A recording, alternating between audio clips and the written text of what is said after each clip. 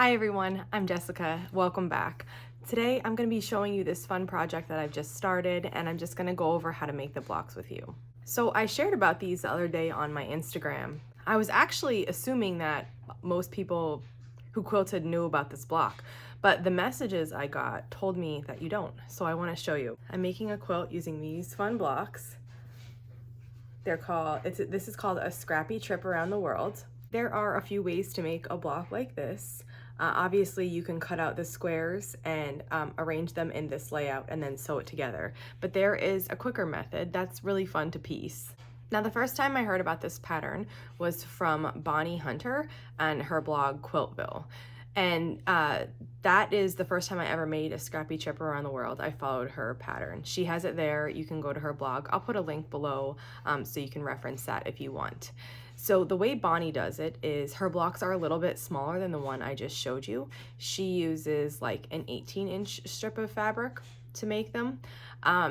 But there is another way that is exactly essentially the same method. It just makes bigger blocks. And Allie Jensen from Woodbury Way has done a lot about this on Instagram. So I'll link to her in the description below also.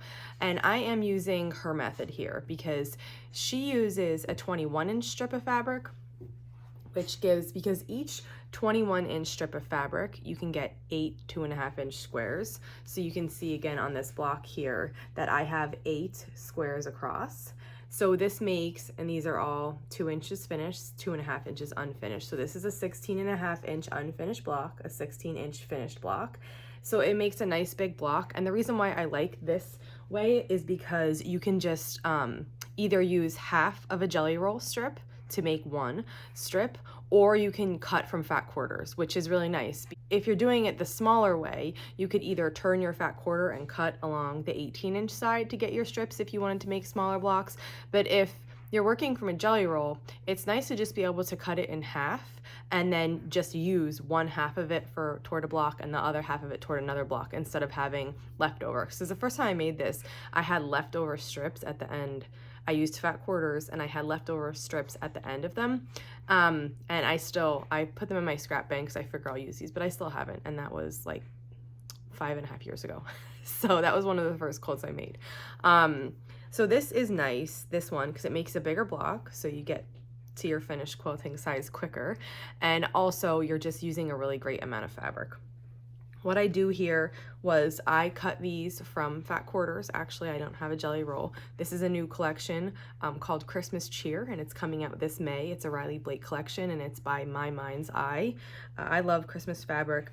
Now is the time, May is the time when fabric companies put out their holiday collections, so you have enough time to make them before the holidays. So you'll be seeing Halloween collections and Christmas collections come out from fabric companies now.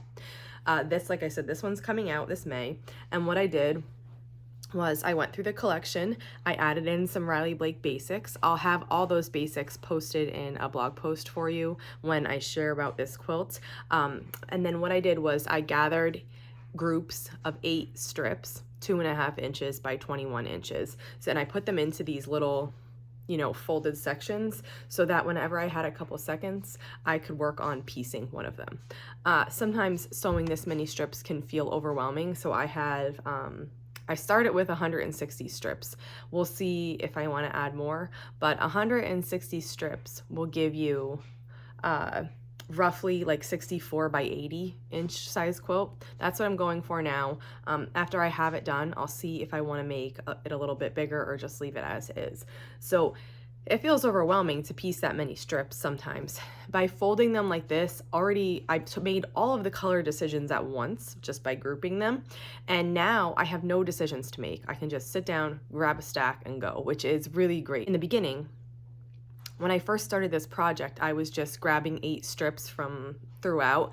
And then after I did maybe 5 blocks, I was like, well, what if by the time I get to the end, the colors that I'm left with, like what if I have all light greens because I'm not picking light green enough, So by making the color decisions all up front, there's nothing else for me to think about except piecing these strips. So it's a no thought process. I can just come, sew one block together and walk away. And when I come back later, I can just grab another off the stack and work on that one. So there's really no thought to this, and it's a really fun process. So let's make one of these together. I just want to show you again. I have 8 2.5 inch by 21 inch strips here. And I kind of put them in the order that I want them to be. So I'll keep them like this and then just sew them together. There is one consideration that you might want to think about before you make this quilt. So let me show you in this block here. Right now, my center strip is this red diagonal. So you need to decide if you want all of your centers to have the same color running across diagonally. If you do, you need to plan ahead. In the next step of the block, I'll show you what you need to do to make sure that happens. Or, which I'm doing in this quilt, I'm not doing that. I'm just having any color be this diagonal. So I'm gonna have a mix of colors. If I did choose all red, when my next block sat here and my block sat here and here, this square would go from being a 2 inch finish, which it will be, when those are sewed together, you'll have a 4 inch red square here. It will be all 4 different reds maybe, but it'll visually look like a larger square. So you just need to know if that's something you want to have in your quilt, or if you just want your diagonals to be all different colors, and then you can just not really think about it and just make your blocks however you'd like. I'm doing the latter. I'm making the blocks just all different ways. So let's start piecing this. I'm sewing on my Bernina B770 Quilters Edition Plus. I am using a 2.25 stitch length. I have foot 57D on, which is the 1/4 inch foot with the guide. My presser foot pressure is set to 0. I like to do that when I'm piecing, and I have the straight stitch plate on. Just show you this foot in detail. I get questions about this foot all the time, so periodically I like to show it off. This is 57D.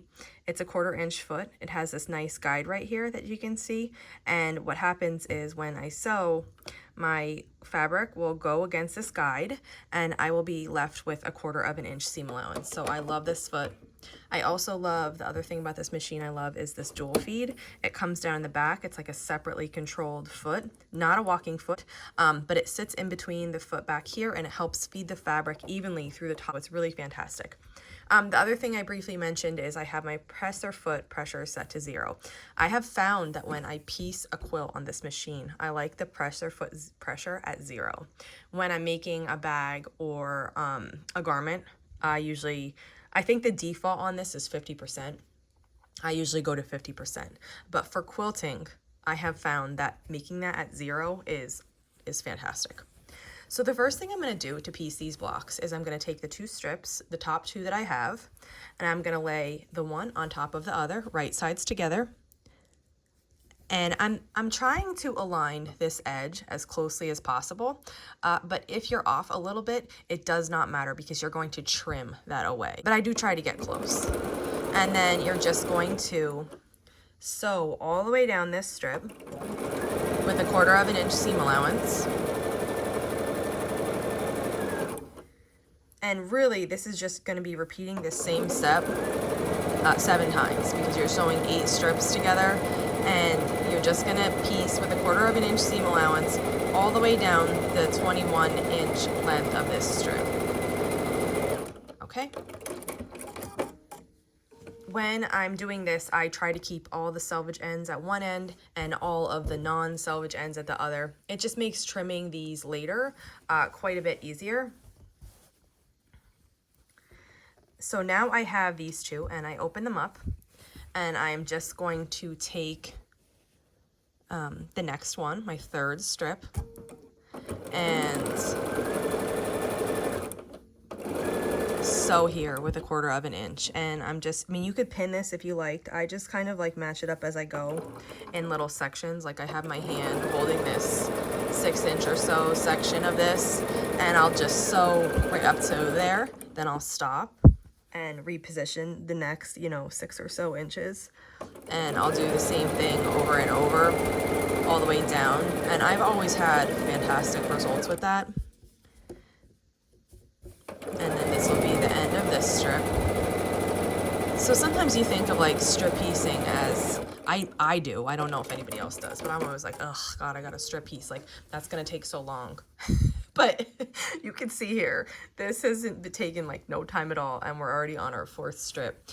So I have 3 together. I'm taking my 4th here, and I'm going to put it right side down on the 3rd strip, and we're doing the same thing. I don't know why I think that about strip piecing. I think it might actually originate from the first machine I ever had. It was a really cheap machine. It was a Brother, and it was super duper cheap, really not good. It did not, it was so slow. And every time I had a piece of strip, I was like, oh my God, this takes forever. And I'm like, why? Why would anyone say strip piecing is faster than just sewing your squares together?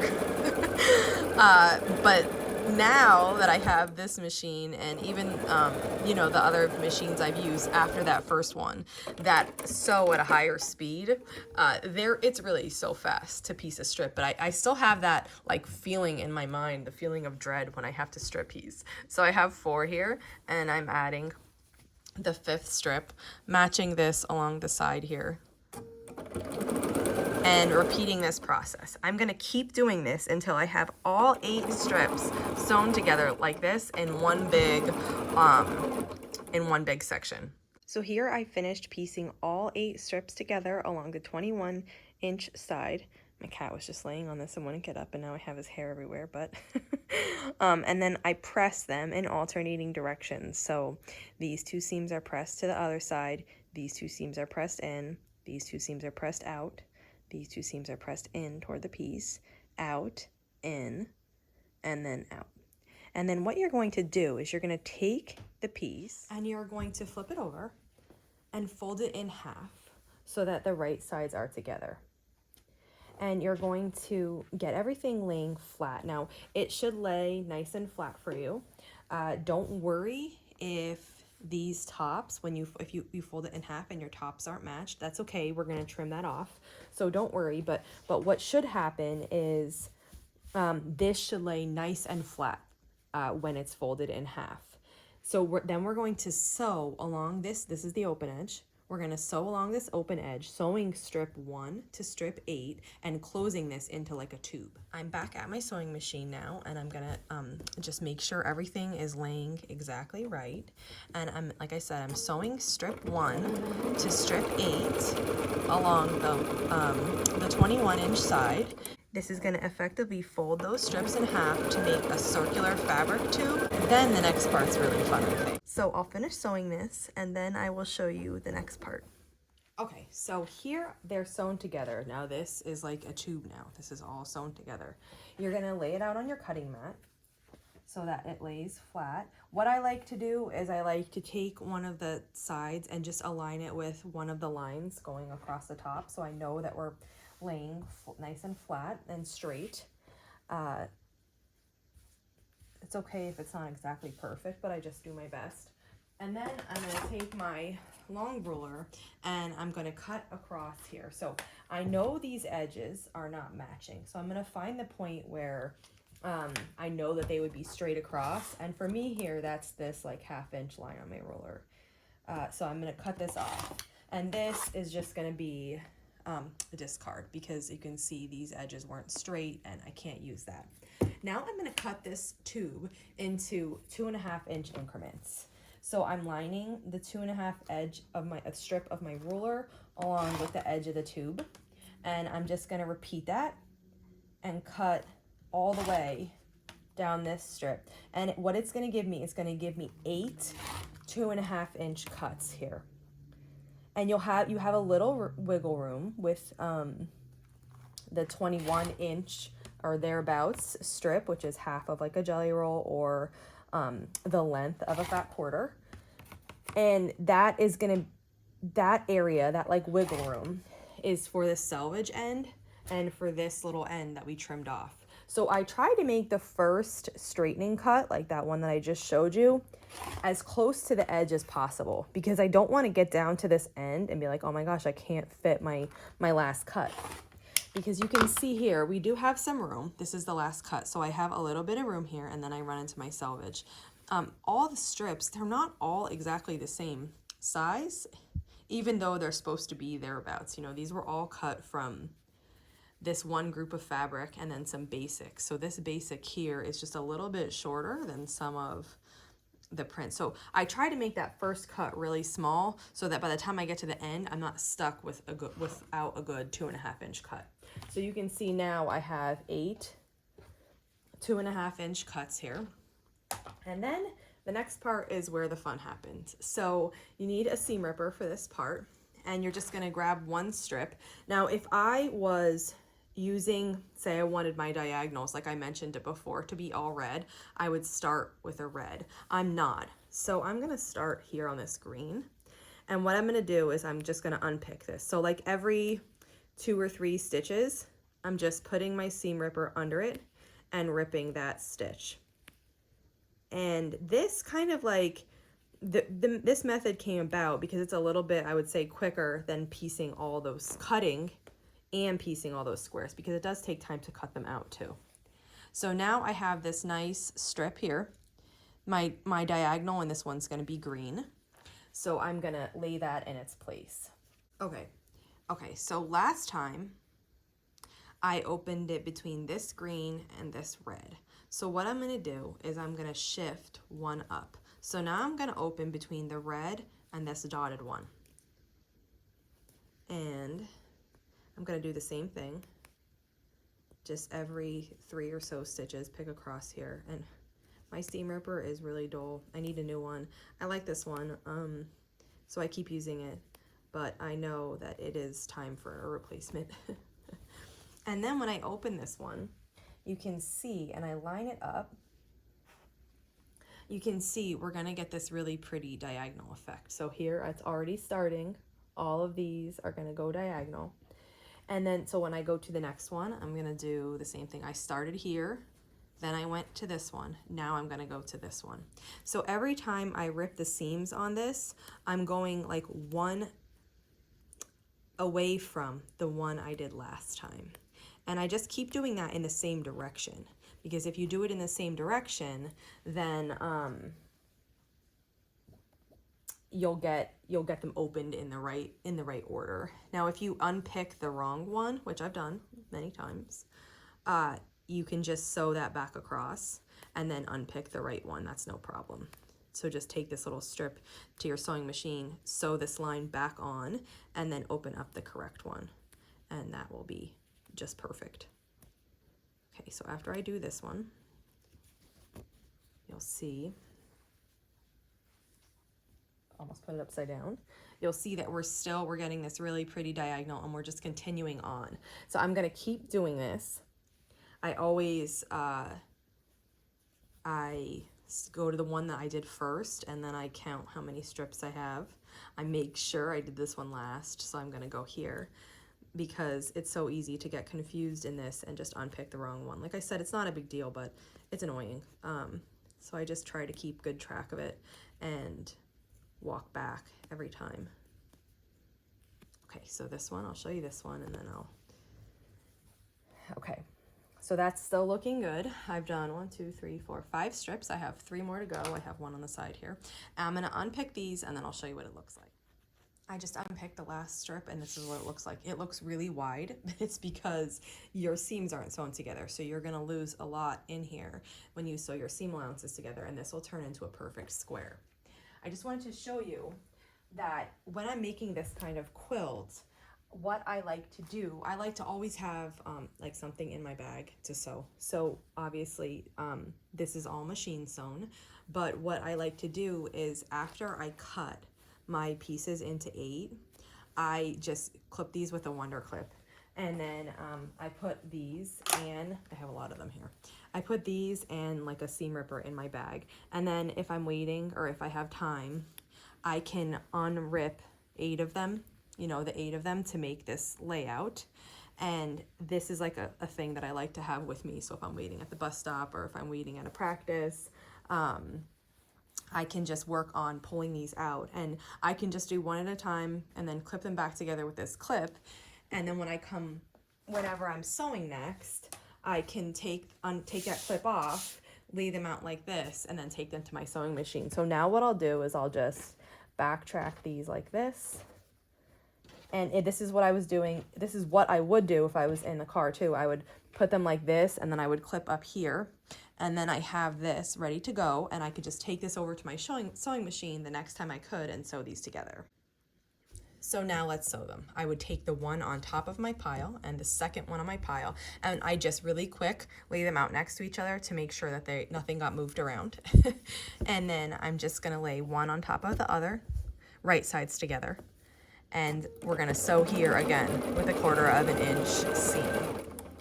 And because of the way we pressed these, everything should nest nicely as you go down this. Now sometimes my sewing isn't perfect and I kind of have to like stretch or pull to make that seam allowance fit.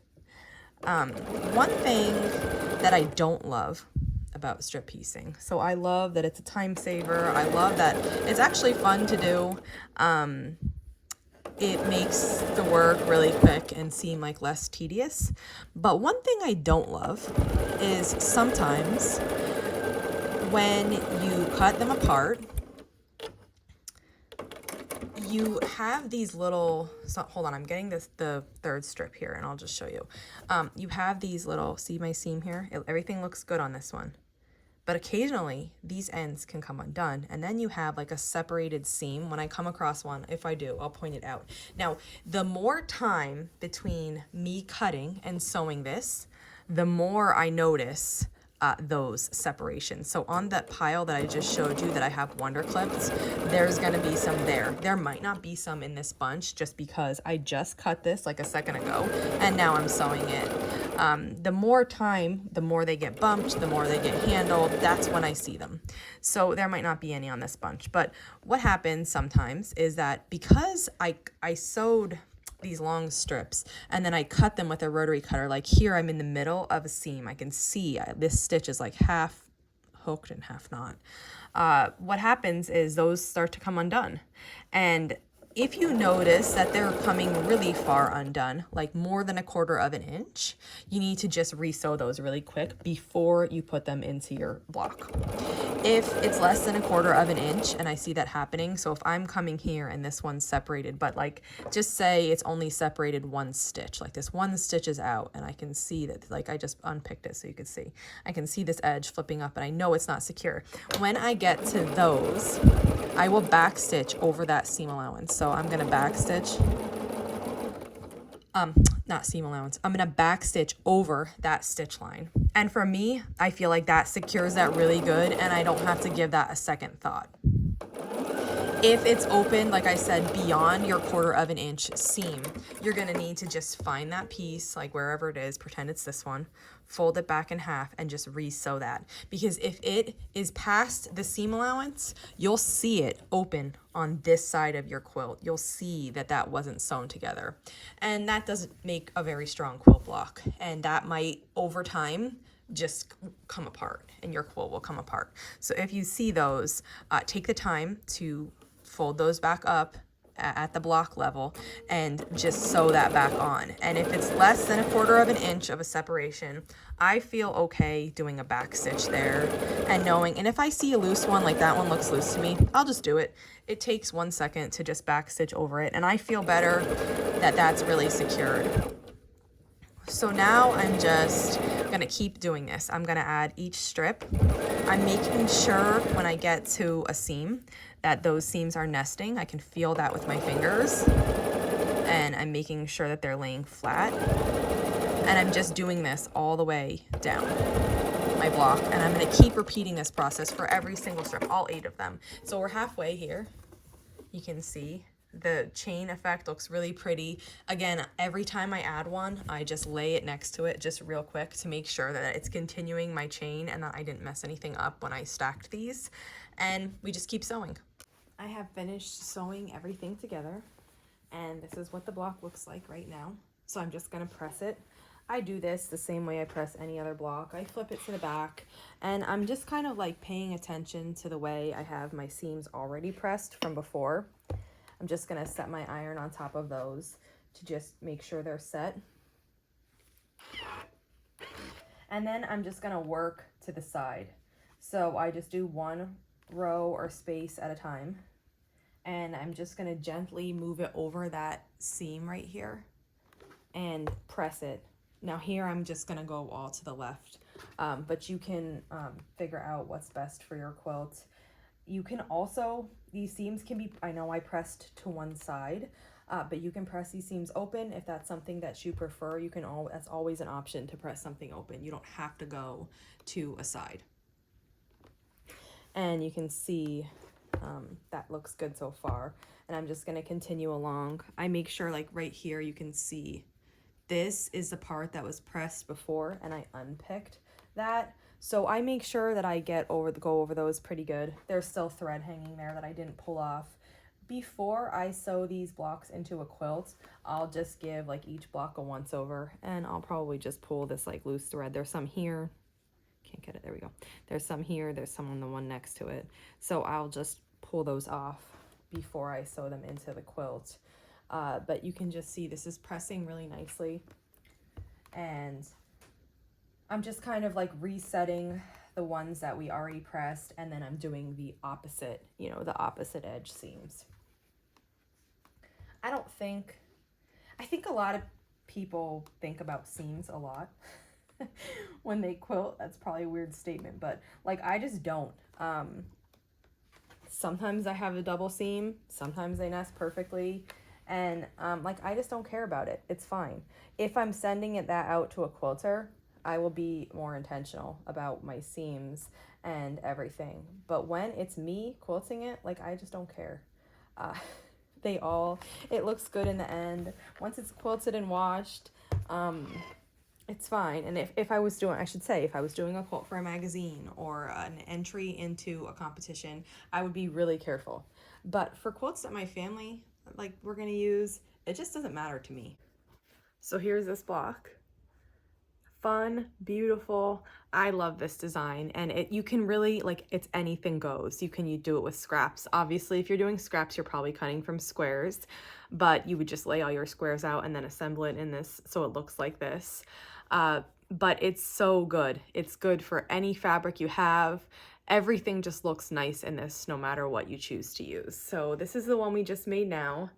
And I have my other one here. So this one has a red diagonal and this one has a green diagonal. And if these end up going next to each other, which I don't know because my placement will be random, but you can see the fun effect there. I'll definitely be sharing this finished quilt on my blog and on Instagram, so make sure you're checking both of those places. Probably towards the end of May, I'll be sharing it. If you have any questions on making this block, just let me know. And if not, I'll see you back here soon. Thank you for following along.